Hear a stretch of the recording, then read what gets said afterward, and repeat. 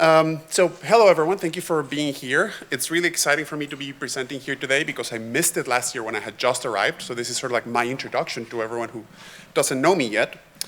For those of you that don't know, I lead the Human Ocean Systems Lab. Name is a work in progress.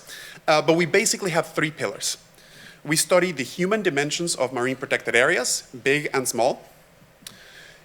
We study how humans in the marine environment respond to changes in the policy landscape or the environmental conditions.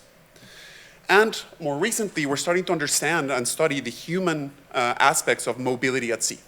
Much like an ecologist will tag a shark and see how does it move, we do that but with humans. We just don't tag them. Across these three pillars, there are some similarities. One of them is that, of course, they are policy relevant. We ask the questions in a way in which the answers can be directly included into policy.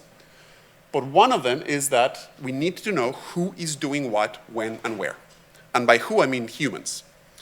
As you can imagine, this is challenging because we don't like being tracked.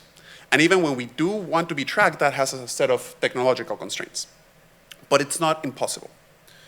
To give you an example, this is a map of publicly available data that allows us to look at global fishing effort anywhere since about 2015. Now, these data are made available by a group called Global Fishing Watch, and they are fantastic. They have revolutionized the way we think about marine protected area enforcement and resource utilization in the oceans. But they are not perfect. For example, you can see that there are some let me try this thing. Some very bright areas right around Europe and China where there is a lot of fishing effort, right? We know that. You also see a bunch of black places that have little to no fishing effort. Some of those might be marine protected areas where you're not allowed to fish. Some of those might be exclusive economic zones where industrial fishing is not huge. Some of those might be simply places where we do not observe the vessels because they do not carry the transponders. For example, look at the Gulf, right? You see a little bit of fishing effort here in the North Coast and nothing in Mexico. I am Mexican, if you haven't picked up from my accent. I can tell you that this is not correct. So how do we fill in this gap? For context here, I'm going to show you again Global Fishing Watch data. This is compiling all of it together. And then I'm going to show you what our lab has been compiling and putting together over the past year. Right? All of a sudden, it turns out there is a lot more fishing. And it looks nicer on my computer here. So if we zoom in on the Gulf, you can see all these intricate patterns of where the fishers are actually spending time on those fishing grounds. You can even see some of them going around the Panama Canal. You can see them in the isthmus where we know the upwelling is fueling primary production in there. Now this is great. We can track more fishers. But our contribution goes more than that. We can see about 2,000 fishing vessels and we have their hourly locations dating back to 2007. But more importantly, we're able to match them to other types of data. So we not only know who you are and where you are, we have information about your vessel registry, so the size of the vessel, the type of engine, the brand of the engine you have, how many horsepower your engine has, your fisheries production. Anybody that has spent time on a boat trying to fish knows that fishing is not the same as catching, right? Only if you're lucky you get to catch something. We can actually see how much these fishers are catching. We can connect them to administrative data sets that tell us how much fuel subsidy, so free fuel, fishers are receiving, and then try to understand how that free fuel drives fishing behavior. And again, because we know where you are, and I'll show you in the next slide, we can start to understand how you're exposed to different hazards. So if I have time, I should be able to give you 3 examples of how this data are helping us discover new things. First, I'm going to show you a new method for identifying fishing grounds, where we're going to ask what are the scales of the fishing grounds and how frequently are these visited by vessels. Then we're going to see how hurricanes affect fishing behavior before, during, and after a hurricane is over a fishing ground. And in the end, I'm going to show you how fuel subsidies drive overfishing. So this is going to be like 3 flash talks altogether. So for identifying the fishing grounds, let's zoom in. Right? We're going to start from Mexico, and I'm going to zoom in an area that we should all be familiar with. These are all the positions from the vessel monitoring systems data for a single vessel in a single year. We can filter them based on speed and depth, which for shrimp trawlers is a very easy way to know when you're fishing and when you're not. And then I'm going to zoom in on that little square at the bottom. And you see, probably your eyes can already identify that there are 2, maybe 3 different clusters.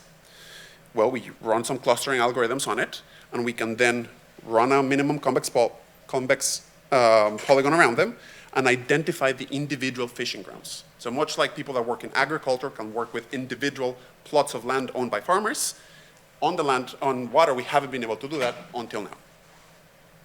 We do this for 5 different fishing gears, the most common ones in Mexico, that represent about 1,200 fishing vessels. We identify 15,000 individual fishing grounds. They range in scale from 120 square kilometers to 3,000 square kilometers. And the interesting thing is that the size of your fishing ground is correlated with the size of the home range of the target species, which kind of makes sense. They are visited about every 4 days, so they don't go back to it every single day. And when they do visit them, they fish, on average, about 7 hours per visit. So basically, you pick one and you go there and you spend your whole fishing day on it. The cool thing about this is that it allows us to measure the exposure to natural hazards, like I do in the next example. So we take all these fishing grounds, and we reconstruct the wind fields for 102 named storms in the Gulf of Mexico, or Gulf of America, if you like that too. And what I'm going to show you here are model estimates, right? These are coefficient estimates, not a time series. On the x-axis, we have days relative to exposure, and on the y-axis, the coefficient estimate, estimating changes in fishing effort relative to 7 days before the hurricane was on the fishing ground. The interesting thing that we see is that activity increases, right? So from 7 days before to when it's going to hit, fishers head over to those fishing grounds and fish more. Of course, during the hurricane, there isn't a lot of fishing, but after it, fishing effort again rebounds. It doesn't stabilize at that baseline level at 0. It is higher than it was before. So this is showing us that there is this preemptive and compensatory overfishing occurring before and after exposure to hurricanes. The third example, and I think I should have enough time, is about fuel subsidies. Late last year, the World Trade Organization finally announced that the agreement on fishery subsidies is entering into force. For those of you that are not fish heads like me, this means that governments are going to stop giving free fuel to fishers. And it's a pretty big deal because the economics behind it tell you that if you have free fuel on an input, in this case, if you subsidize an input, like in this case, fuel, you would fish more. The problem is we have no idea how much more. And by extension, we have no idea how these international negotiations are going to translate into environmental changes. So we don't know if it's going to result in a 1% decrease in fishing effort or a 99% decrease in fishing effort.